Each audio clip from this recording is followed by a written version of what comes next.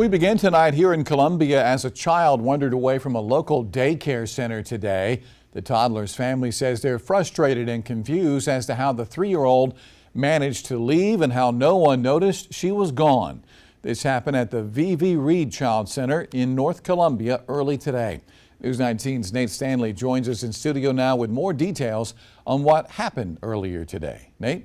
JR, take a look at the trip this 3-year-old took right here. We're looking at V.V. Reed Child Care Center, runs along Gabriel Street. I talked to a resident that lives in that house that actually saw the 3-year-old. He says that she was walking down this way. She got into this intersection, this 4-way intersection, and hung out there for about 20 minutes before taking the trip down Luke Street, where she was taken up by a neighbor here in this house, called the police, and then she was taken into custody.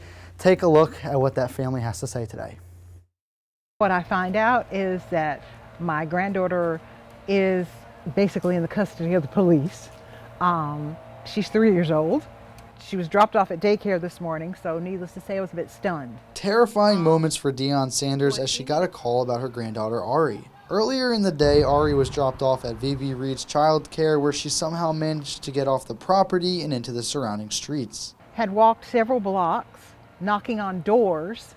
No one answered, luckily. There was a neighbor that saw her walking. He said that he noticed her for about 25 minutes walking down the street. That man was Kenneth Williams, who lives down the street. He didn't want his face to be shown on air, but described getting a call about Ari from another neighbor. That's when I got up and went to the corner, and that's when I seen her up the street.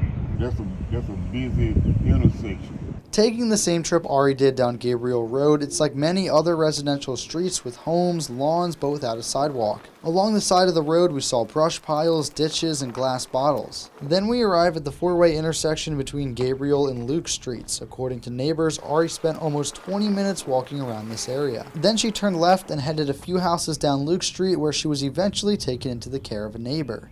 According to the Columbia Police Department, officers were able to pick up Ari and return her to the daycare, where they allegedly didn't know she was gone. Her family is now asking how she could have gone so long and so far without anyone from the daycare noticing or finding her.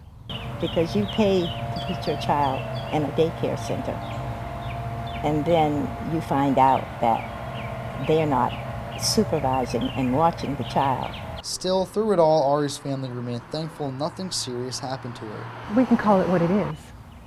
It's a blessing. The hand of our Creator protected that child. The Sanders family tells me Ari is doing fine tonight after she was taken to the hospital to get checked out, saying that they are thankful she was not injured more during the ordeal.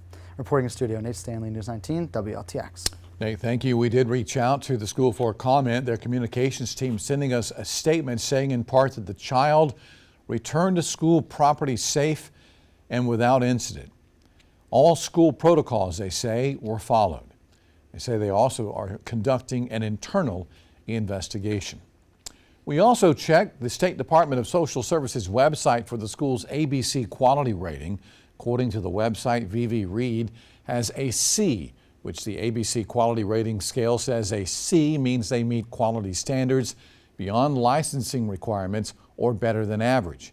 There are 5 ratings: A+ and a score the highest on quality standards, B+ and B, a score higher on quality standards, C meets quality standards beyond licensing requirements, and E is a legally exempt center-based program open less than 4 hours daily or on school holidays that serves children age 5 and up.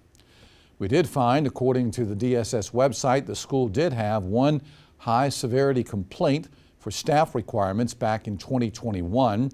The high level means these are the most serious violations of child care regulations and could pose a risk to the health and safety of children. That, however, we're told was resolved.